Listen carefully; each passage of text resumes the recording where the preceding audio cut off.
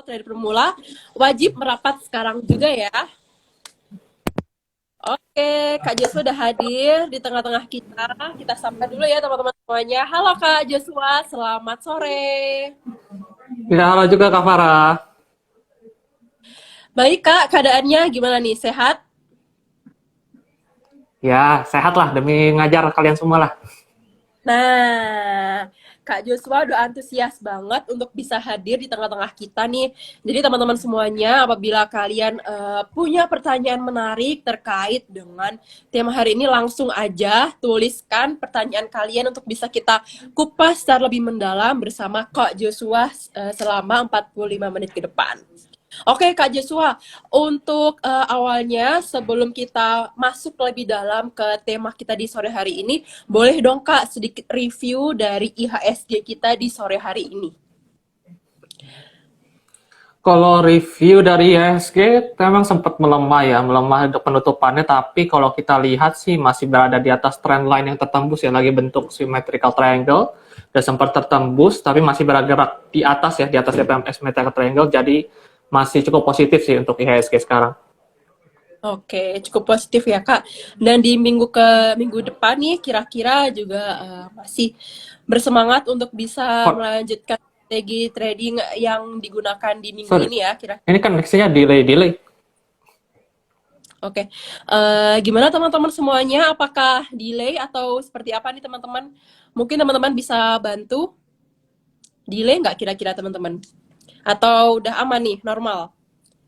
Normal ya teman-teman semuanya? Oke, bisa kita lanjutkan ya Kak Joshua? Iya, iya boleh, bisa mulai coba.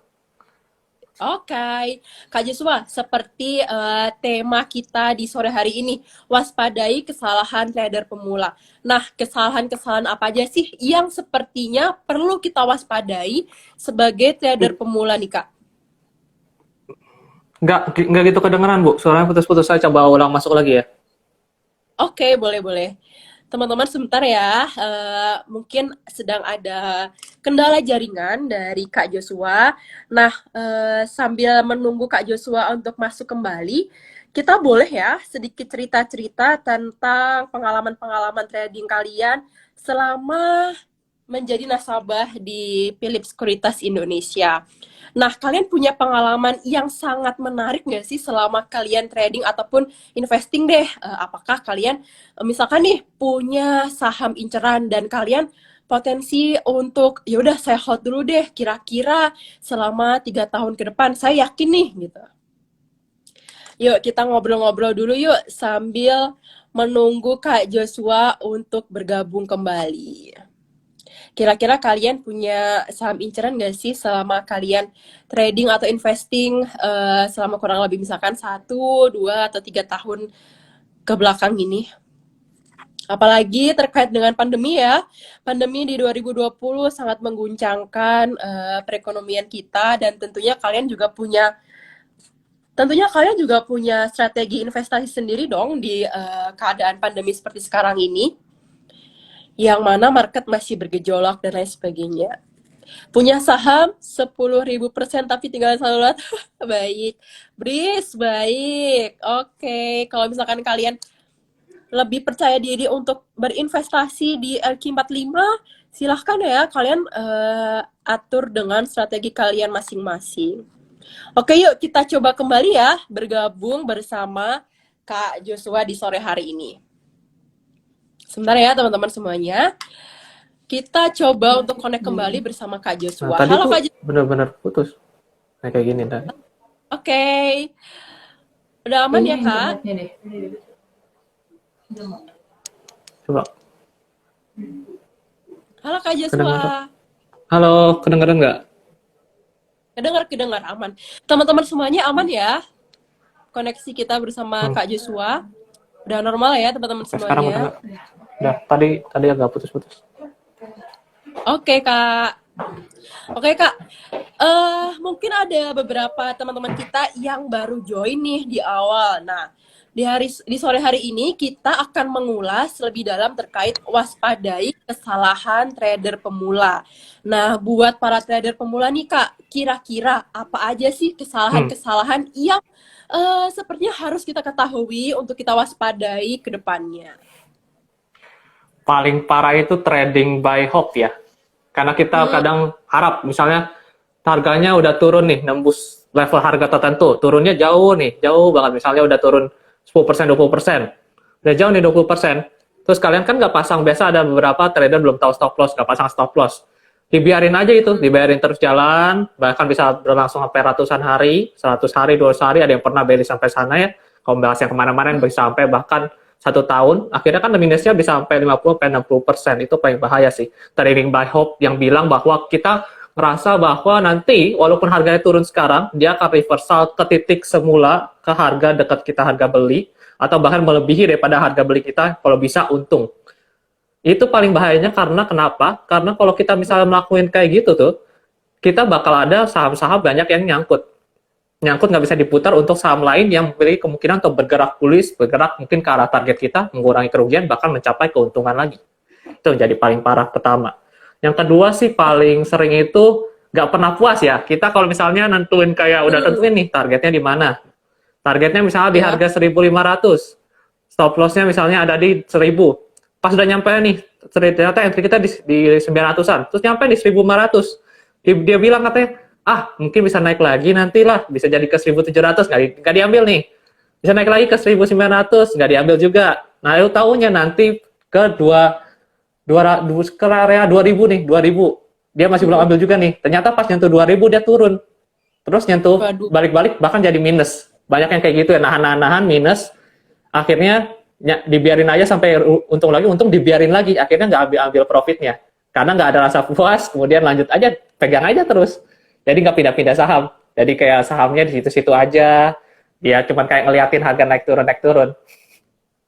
waduh. Terus yang ketiga tuh Berarti paling sering tuh sering konsumsi variasi ya, kayak mikirin kalau variasi A misalnya, kalau kita punya strategi breakout, satu lagi buy on weakness, satu itu kan beda, buy on weakness sama breakout beda, terus kita campur-campurin lah, udah ngeliat yang ini karena si kata orang A ini bagus, kata orang B ini bagus, dicoba-coba, akhirnya jadinya tuh jadinya campur aduk, akhirnya bahkan ngasilin probabilitas yang lebih jelek, hasilnya lebih jelek jauh, bahkan lebih sering kalah, sering tuh kayak gitu. itu yang ketiga. Nah, Ya untuk terus yang ada lagi selanjutnya, kayak misalnya kita sizingnya berantakan. Kayak misalnya kalau kita masuk nih ya, 100.000. Kita masuk pertama misalnya pakai saham nih modal 100.000. Saham kedua mm-mm. modal 200.000.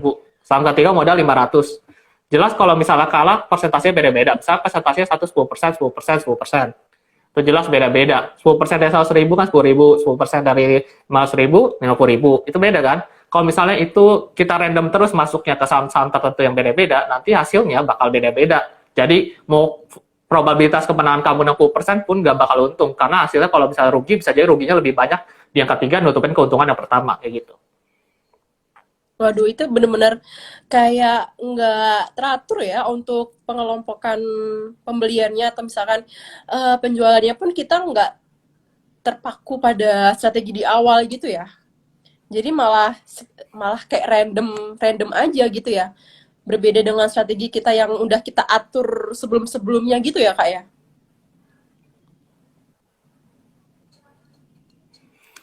Iya, jadi kayak misalnya mereka tuh kayak kita nggak ngitung dulu loh. Misalnya kalau kita udah atur misalnya dalam 10 juta kita bakal pakai misalnya 1% untuk setiap trading itu, bisa kalau bisa 1% hilang ya kalau misalnya kita gagal, 1% menangnya kalau kita gagal. Misalnya 1% itu dari 10 juta itu kan 100.000.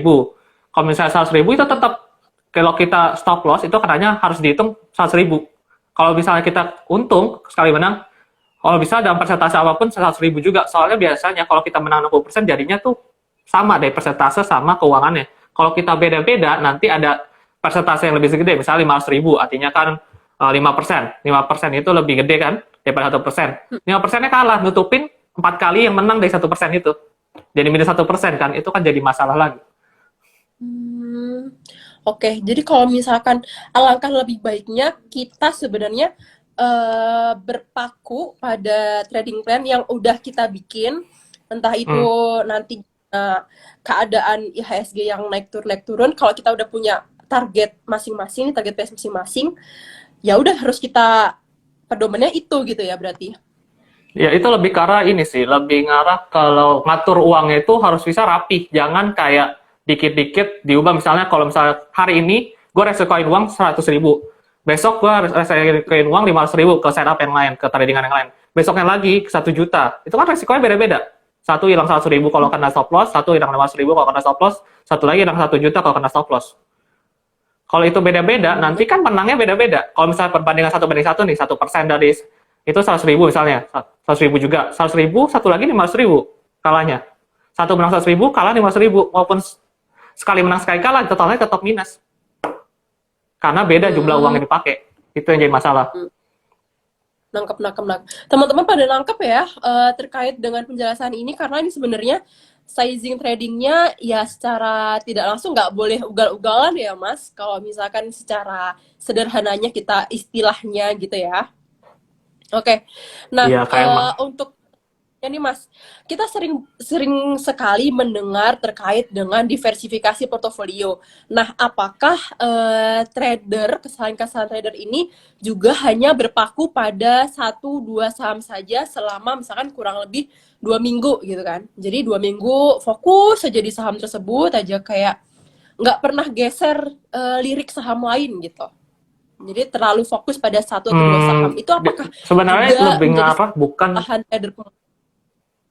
hmm,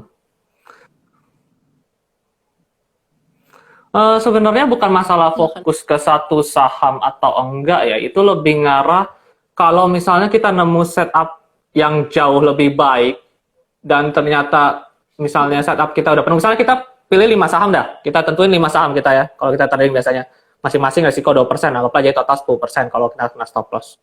Itu misalnya ada 5 saham kita pilih nih, 5 saham kita pilih, terus ternyata slot ini full, 5 saham ini full, kita mau ambil diversifikasi yang lain kan.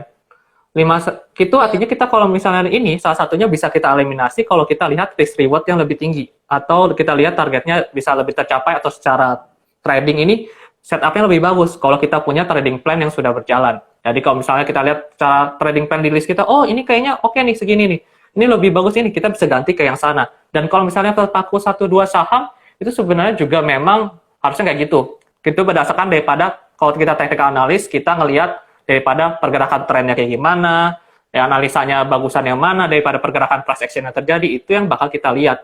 Bukan lebih kepaku kita karena suka saham A, kita lihat saham A, terus itu lebih ke arah investor ya. Kalau suka saham tertentu, dia bisa beli di harga murah biasa, itu lebih ke arah mindset daripada investor. Kalau teknikal, Hmm. kita selalu melihat ya pergerakan chartnya yang lebih menarik yang mana. Oke, jadi sebaiknya kita juga melihat pergerakan chartnya di balik keanekaragaman harga-harga naik turunnya itu. Kalau misalkan ternyata, wah ini menarik nih buat kita koleksi, misalnya bukan koleksi, buat kita tradingkan di minggu depan. Oh ya udah, kayaknya aku mau pindah dulu nih, geser dulu ke saham berikutnya. Boleh ya, berarti ya, bukan karena kita berfokus, tapi karena melihat chartnya sepertinya ada pergerakan yang baik nih.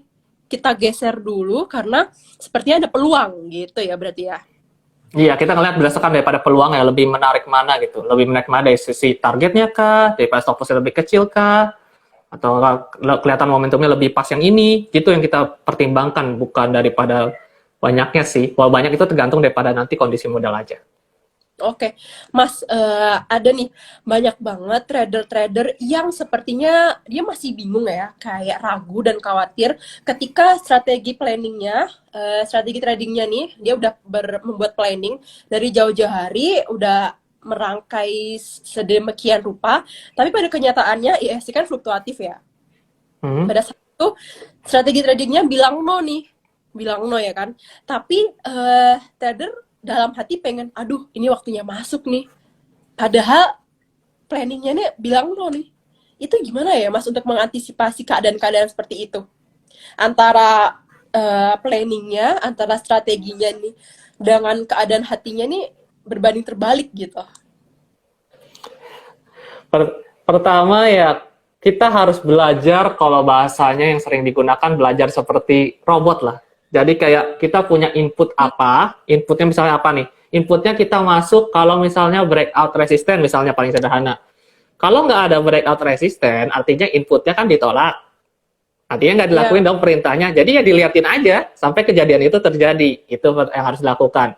Apakah itu bisa iya. langsung dilakukan setelah orang pertama baru jadi trader? Jawabannya ya enggak. Kita biasa gatel lah. Gatel pengen kayak, kok nggak ada setup apa-apa hari ini ya? Masuk aja kali ya di setup apapun ya. Mau trading breakout kayak, mau trading buy on weakness kayak, trendline kayak, kita masukin aja karena gatel tuh. Banyak yang kayak gitu. Hmm, aduh gatal. Gatel-gatel itu memang harus ditahan dan itu biasanya nahannya kalau ya itu sih butuh waktu ya, time will heal ya kayak gitulah konsepnya. Kadang butuh orang, ada yang butuh waktu 5 bulan 6 bulan baru bisa mulai ngikutin trading plan-nya, ada yang cepet tergantung daripada kedisiplinan dan masing-masing orang. Oke, jadi sebenarnya istilah gatel di dunia saham ini ya memang ada benar adanya ya. Tapi bagaimana cara kita buat tetap berfokus pada sebenarnya pada trading plan yang udah kita rangkai-rangkai sebelumnya ya. Jadi kayak misalkan nih ada top gainersnya yang bilang wah kayaknya bagus nih top gainersnya. Ya udahlah tancap gas aja lah. Jadi kayak harus bisa mawas diri juga ya Mas berarti ya. Iya, kan gini loh, kalau misalnya top gainer naik dia saat ini ya, misalnya saat ini top gainernya ada 3 saham, saham A, saham B, saham C. Kan Mm-mm. top gainer yang sekarang belum tentu top gainer besoknya kan. Itu kan yang jadi Betul. masalah. Nggak mungkin, ada kemungkinan memang saham yang arah sekarang bisa jadi arah besok, tetapi berapa persen kemungkinannya kalau nggak saya jawab, ya jangan maksa masuk. Apalagi kalau kita tahu resikonya, misalnya saham arah misalnya. Kalian ada saham arah, biasanya orang sering nanya sih, saham arah 25%, besokannya 25% lagi nggak? Terus sering Belum orang tentu. nanya. Jawabannya ya belum tentu. Kalau misalnya kita di 25%, ya jadi masalah juga adalah entry kita di 25% itu ideal nggak? Itu yang harus kita tanyakan. Kalau misalnya entry-nya nggak ideal, resikonya dia turunnya 25%, kalian lihat nggak? Lihat resiko turun 25%, kuat nggak iman kalian? Itu kan jadi pertanyaan. Nanti kalau nggak, makin nggak rasional lagi. Nah, jangan-jangan nanti average down lagi. Tau-taunya jadi ARB, ARB average down lagi. Nanti turun lagi, kalian makin panik. Itu yang jadi takutnya.